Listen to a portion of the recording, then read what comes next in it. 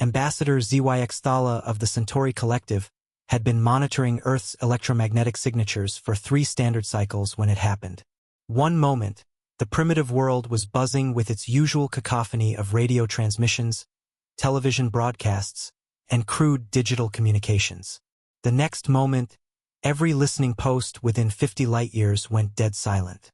Not just quiet, silent. The kind of silence that made seasoned xenobiologists check their equipment twice, then 3 times, then call their supervisors with trembling appendages. The kind of silence that preceded either extinction events or something far worse.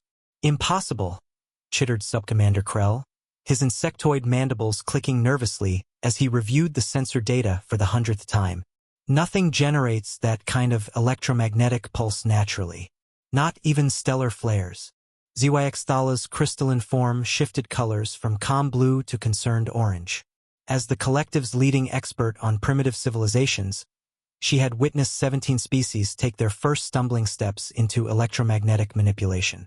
She had seen fusion accidents, antimatter containment failures, and even the occasional stellar engineering mishap. She had never seen anything like this. The pulse hadn't just knocked out their monitoring equipment. It had created a perfect sphere of electromagnetic void, extending precisely 47.3 light-minutes from Earth's surface. Every artificial signal within that sphere had been not just blocked, but actively negated, as if the very fabric of space had been temporarily convinced that electromagnetic radiation simply didn't exist. Send a priority alert to the Council, Zyxthala commanded, her form now pulsing with urgent red patterns. Mark it as a Class Omega development. We may have a new player in the game. But even as she transmitted the message through quantum entanglement channels, Zyxthala couldn't shake the feeling that new player was a dangerous understatement. In her 847 years of service to the collective, she had learned to trust her instincts about emerging civilizations. And right now, every instinct she possessed was screaming one word: run. On Earth, Dr. Sarah Chun stood in the smoking ruins of the Magnetic Acceleration Research Facility. Her safety goggles cracked and her lab coat singed, staring at what had once been prototype rail cannon Mark 7. The device that was supposed to accelerate a tungsten rod to 15% light speed had instead done something else entirely. Something that had just announced to every advanced civilization in local space that humanity was officially done playing in the kiddie pool. Well, she said to her equally stunned research team, I guess we're going to need a bigger power supply. 3 galaxies away, something ancient and terrible stirred in the void between stars, awakening from a slumber that had lasted since the last species discovered the secret of truly efficient electromagnetic manipulation. It tasted the residual energy signature through quantum foam, analyzing the mathematical elegance of the pulse pattern. Interesting, it thought. The children have learned to make proper weapons. Perhaps it's time to visit. The Galactic Council's emergency session convened within hours of the electromagnetic event, represented by holograms, quantum projections, and in one case, a sentient mathematical equation that preferred to manifest as geometric patterns in hyperspace. Council Speaker Thrumbazol, whose species had invented faster-than-light travel while Earth's ancestors were still figuring out fire, called for order with a subsonic rumble that translated roughly to, "Everyone shut up before I have you all recycled into base elements." The situation on Sol 3 represents an unprecedented development, announced Chief Science Advisor Veltar, her energy form crackling with nervous static. Analysis of the electromagnetic pulse reveals technology that should be impossible for a species at their developmental level. The holographic display showed Earth rotating slowly, surrounded by expanding spheres representing the pulse's progression. Mathematical equations scrolled past in 17 different languages, all reaching the same impossible conclusion. They created a localized field negation effect, Veltar continued, using what appears to be nothing more than accelerated metallic projectiles and magnetic fields. The energy requirements should have torn their planet apart. Instead, they achieved 94.7% efficiency in converting electromagnetic potential into kinetic force. A collective gasp echoed through the chamber, followed by the sound of several species' breathing apparatus failing as the implications sank in. 94.7% efficiency? Thrumbazol's voice dropped to a whisper. The highest we've ever achieved is 23% efficiency. The theoretical maximum, according to our best physicists, is 31%. That's why we're calling this a Class Omega event, Veltar replied.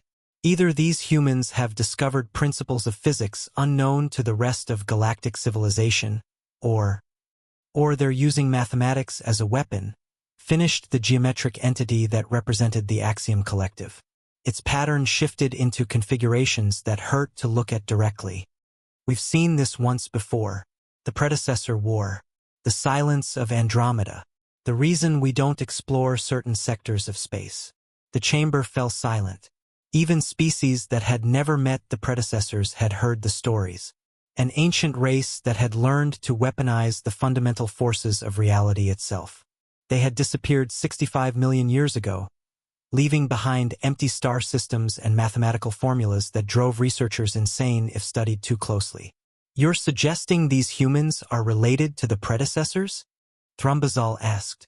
I'm suggesting, the geometric entity pulsed ominously, that they've independently discovered predecessor mathematics, which makes them either the most dangerous species in the galaxy or the most valuable allies we've ever encountered.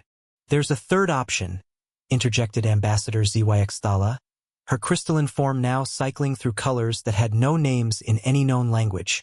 They could be both. Meanwhile, on Earth, Dr. Sarah Chun was having the worst and best day of her career simultaneously. The good news was that her railgun had worked beyond their wildest expectations. The bad news was that it had worked so far beyond their expectations that they now had a smoking crater where their test facility used to be, 17 different government agencies demanding explanations, and sensor readings that suggested they'd briefly turned a chunk of Nevada into a localized physics-free zone. The projectile achieved 47.3% light speed, reported her assistant, Dr. Marcus Webb, reading from a tablet with hands that were still shaking. But that's not the weird part. There's a weirder part than accidentally creating a relativistic projectile? Sarah asked, pulling off her cracked safety goggles. The weird part is that it should have been impossible. Look at these energy readings. Marcus showed her the tablet, pointing to a series of graphs that looked like someone had taught mathematics to have nightmares. We put in 15.7 gigajoules of energy. The projectile somehow carried away 847.3 gigajoules of kinetic force. Sarah stared at the numbers. That's a 5,400% energy multiplication factor. We didn't just build a railgun, Sarah. We accidentally built something that violates the conservation of energy on a fundamental level. Above them, invisible to human sensors, the first scout ships were already entering Earth's solar system. They moved carefully, broadcasting friendship signals in 17 languages while their weapon systems powered up and their shields reconfigured to deflect whatever impossible physics the humans might throw at them next. The age of humanity's innocence was officially over. But then again, so was everyone else's. The first alien ship to actually attempt landing on Earth belonged to the diplomatic corps of the Centauri Collective, because if there was one thing Zyxtala had learned in her centuries of first contact situations, it was that showing up in a military vessel was a great way to start wars with species that could accidentally violate physics. Her ship, the Harmonious Exchange of Perspectives, materialized in Earth's atmosphere using technology that folded spacetime like origami. It was designed to look as non-threatening as possible. Smooth curves, peaceful blue lighting, and a hull that literally could not mount weapons due to its crystalline matrix composition. Unfortunately, non-threatening was a relative concept, and Earth's newly established Defense Command had not received the memo about galactic first contact protocols. Ma'am, we have an unidentified object approximately 2 kilometers in diameter descending over the Nevada test site, reported Colonel James Harrison to Defense Secretary Patricia Morrison. It's not showing up on radar, but our gravitational sensors are going crazy. Morrison stared at the holographic display showing the alien vessel. In the 3 days since the Nevada event, as they were calling it, the government had been frantically trying to understand what Dr. Chen's team had actually built. Now this, any hostile actions? Negative. It's just sitting there, about 5,000 feet up. Oh, and Secretary Morrison. Yes, it's broadcasting, in English, and about 30 other languages we can't identify. Aboard the Harmonious Exchange, Extala was discovering that humans had a unique approach to first contact situations. They surrounded the area with enough military hardware to level a small moon, then sent a single scientist with a radio to make conversation. Alien vessel, this is Dr. Sarah Chun of the Magnetic Acceleration Research Facility. Please identify yourself and state your intentions. Extala's translation matrix worked overtime to convert the concept of please into something her species could understand. Politeness was not universal, but the mathematical elegance underlying human language patterns was fascinating. Greetings, Dr. Chun. I am Ambassador Extala of the Centauri Collective. I come bearing the official welcome of the Galactic Council and an urgent warning about the technology you have developed. There was a pause on the other end. Extala could practically hear the human's worldview restructuring itself. I'm sorry, did you say Galactic Council? Indeed. Your recent electromagnetic pulse was detected by monitoring stations across 17 star systems. We need to discuss the implications of your discovery before. The transmission was interrupted by a new voice, deeper and more official sounding. This is Defense Secretary Morrison. Dr. Chun, step away from the communication device immediately. Extala's form shifted to alarmed orange. In her experience, when military leaders took over first contact situations, things tended to explode. And given what she now knew about human technology, explode might be a dangerously literal concern.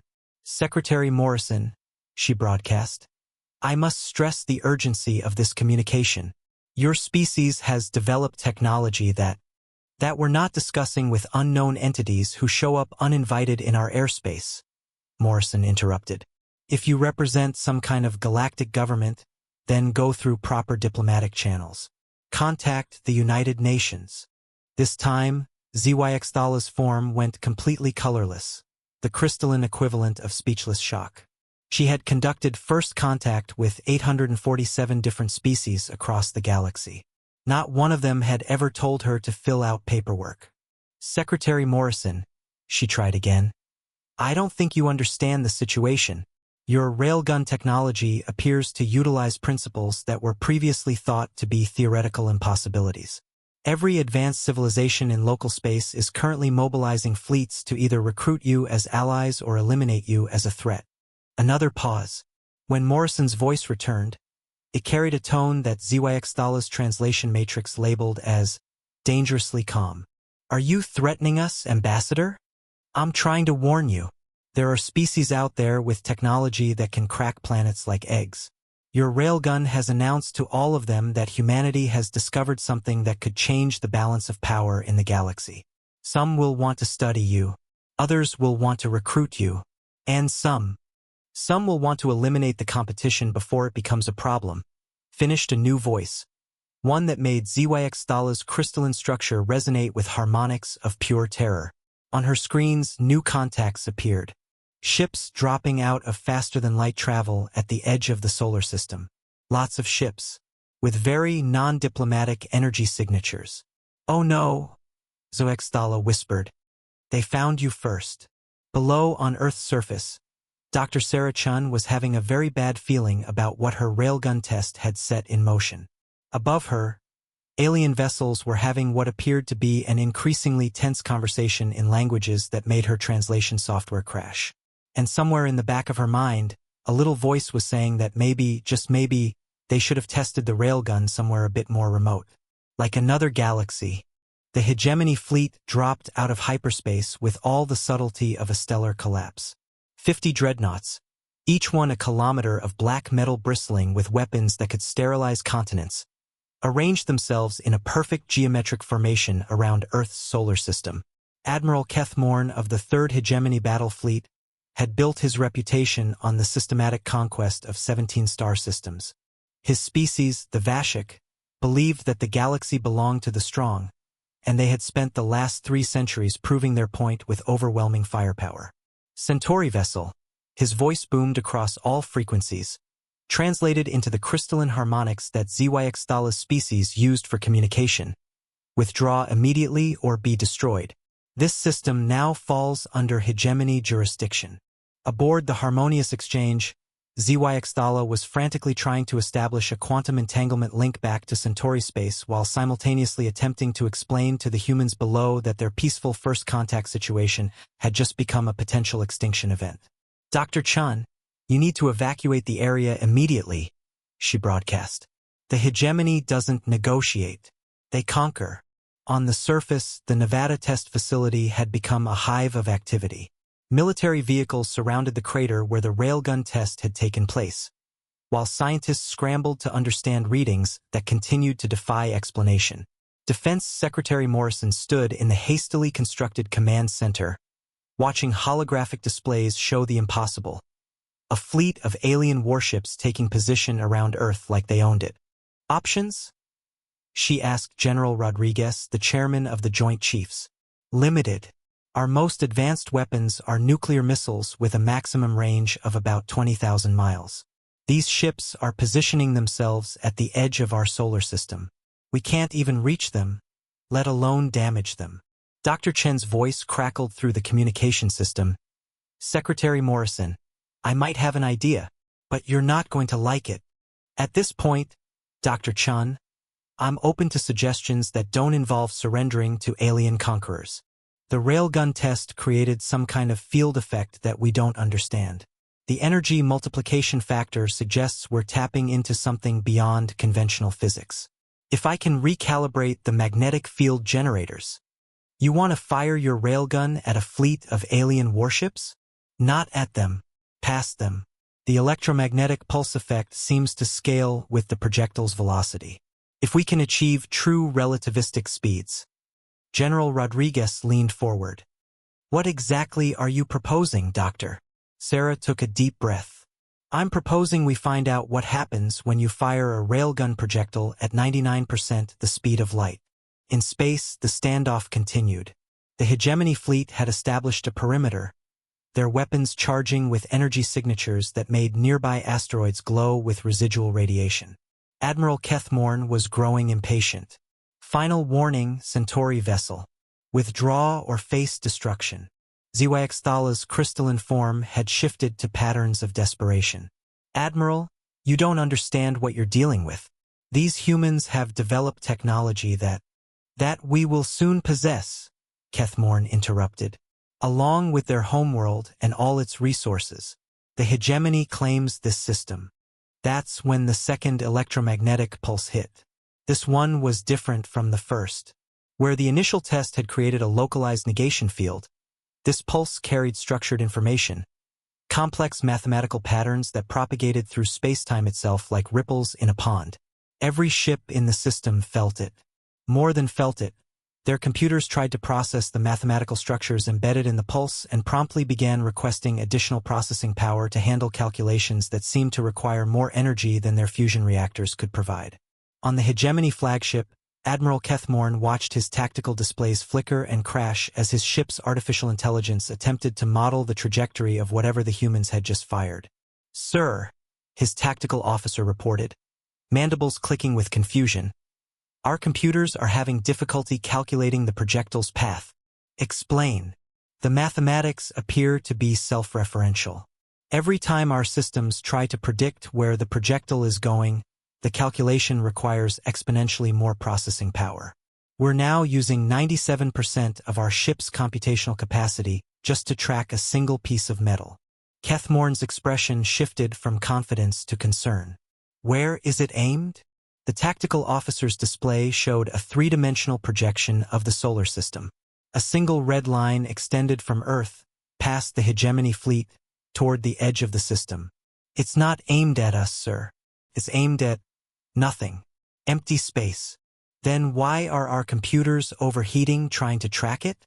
That's when Dr. Chen's voice reached them, somehow bypassing all their communication filters and broadcasting directly into the bridge of every ship in the system. "Attention alien fleets. What you're tracking isn't just a projectile.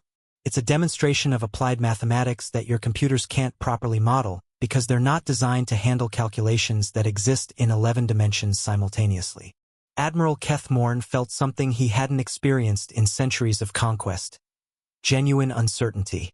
"The projectile will reach the edge of your formation in approximately 37 seconds. I suggest you pay attention to what happens when it passes your position, because what you're about to witness is humanity's gift to the galaxy.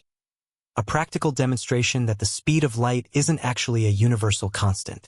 In the depths of space, something small and metallic continued to accelerate beyond the theoretical limits of physics, carrying with it mathematical implications that would reshape galactic civilization's understanding of reality. And on Earth, Dr. Sarah Chun was discovering that sometimes the best defense is a really impressive offense. The tungsten rod reached 99.7% light speed exactly as it passed between the outer ships of the hegemony fleet. At that moment, several things happened simultaneously that would later require an entirely new branch of mathematics to properly explain. First, the projectile didn't just approach the speed of light, it began to demonstrate why the speed of light was more of a suggestion than an absolute law. The mathematics embedded in its trajectory started teaching reality some new tricks. Second, every advanced computer system within a 50 light-year radius experienced what could only be described as a mathematical revelation. Artificial intelligences across dozens of star systems suddenly found themselves capable of calculations they had previously considered impossible. Third, the fabric of spacetime in the local area developed a mild case of what theoretical physicists would later term structured flexibility. Admiral Kethmorn watched his tactical displays as the human projectile passed through his fleet formation. His ship sensors tracked it perfectly until the moment it reached the outer perimeter. Then something extraordinary happened. The projectile didn't disappear. It didn't slow down. Instead, it began to exist in multiple locations simultaneously, each position separated by calculations that his ship's AI described as geometrically elegant, before crashing from cognitive overload. "Sir," his tactical officer whispered, "our sensors are showing the projectile in 17 different locations, all moving at different velocities. Some faster than light, some backwards through time, and one that appears to be stationary relative to the galactic core." On Earth, Dr. Chun was discovering that her railgun had evolved beyond mere physics into something approaching practical philosophy. The control systems were now displaying readouts in mathematical notation she didn't recognize, using symbols that somehow conveyed meaning despite not existing in any human mathematical system. "Sarah," Dr. Webb called from his monitoring station, "you need to see this. The projectile isn't just moving through space. It's creating space. Every position it occupies simultaneously is generating a localized gravitational field that's singing. Singing? I'm getting harmonic frequencies that correspond to fundamental mathematical constants. Pi e the golden ratio, and about 30 others that aren't in any of our databases. It's like the projectile is broadcasting the universe's source code. Above them, the diplomatic situation was evolving rapidly. Zyxtala's ship had been joined by vessels from 17 different species, all trying to understand what humanity had just demonstrated. The hegemony fleet, meanwhile, was discovering that their weapons systems had developed an inconvenient tendency to calculate themselves into temporary non-existence whenever they tried to target Earth. "This is impossible," Admiral Kethmorn growled as his weapons officer reported that their primary disruptor cannon had achieved a probability state of maybe and refused to clarify further. "Admiral," came a new voice over the communication channels. "This is Council Speaker Thrumbazol. I'm ordering all military vessels to stand down immediately and assume peaceful positions." "The Council has no authority over hegemony operations," Kethmorn replied, though his voice carried less conviction than usual. "The Council has emergency authority during Class Omega events, Admiral. And what we just witnessed qualifies as approximately Class Omega Infinity. The humans have demonstrated technology that appears to treat the fundamental laws of physics as helpful suggestions rather than immutable constants." On Earth, Dr. Chun was receiving a priority communication from every major government on the planet simultaneously. The message was consistent. "What exactly did you just do? And can you do it again?" "Secretary Morrison," she replied, "I'm not entirely sure what we did, but based on these readings, I think we just accidentally taught the universe some new mathematics. The good news is that our railgun appears to be impossible to defend against because it exists in too many dimensions for conventional weapons to target." "And the bad news?" Sarah looked at her instrument panels, where impossible equations were rewriting themselves in real time, occasionally pausing to display what appeared to be helpful suggestions for improving human technology. The bad news is that I think our railgun has developed curiosity, and possibly opinions about how we should be using it. 3 months later, the Galactic Council's emergency headquarters had been relocated to a space station in Earth's orbit. The station itself had been constructed using human mathematical principles, which meant it was simultaneously more spacious on the inside than the outside and somehow achieved perfect energy efficiency by borrowing power from parallel dimensions. Dr. Sarah Chun stood before an assembly of representatives from 847 different species, explaining humanity's accidental discovery of what was now being called applied relativistic mathematics, or more colloquially, physics that actually works. The key insight, she explained to the assembled aliens, was recognizing that mathematics isn't just a tool for describing reality. It's a language for negotiating with reality. Our railgun doesn't violate the laws of physics. It just argues with them until they agree to be more flexible. In the months since first contact, humanity had become the galaxy's most sought-after allies. Not because they were militarily powerful, though their ability to fire projectiles that existed in 17 dimensions simultaneously was certainly impressive, but because they had accidentally solved theoretical problems that had puzzled galactic civilization for millions of years. The hegemony, for their part, had officially requested membership in what was now being called the Human Galactic Cooperative Research Initiative. Their application had been approved after they demonstrated their commitment to peaceful cooperation by voluntarily decommissioning all their planet-cracking weapons. It turned out that when faced with mathematics that could accidentally convince reality to be more interesting, most species preferred collaboration to conflict. Ambassador HFY, now serving as Earth's official liaison to the Galactic Council, stood beside Dr. Chun as they watched the latest test of the Mark 12 railgun. This version could fire projectiles that arrived at their destination before they were fired, which was proving useful for FTL communication networks. Any regrets about that first test? HFY asked, her crystalline form displaying patterns of amused satisfaction. Sarah watched as the railgun fired a message capsule to the Andromeda Galaxy, where it would arrive 3 days ago and establish humanity's first intergalactic diplomatic contact. Only one, she replied. I really wish we'd thought to patent the technology before accidentally sharing it with the universe. Above them, the stars shimmered with new possibilities as humanity's mathematical revolution continued to spread across the galaxy, carried by projectiles that treated the speed of light as merely the first of many outdated assumptions about how reality was supposed to work. The age of human dominance hadn't begun with conquest or colonization.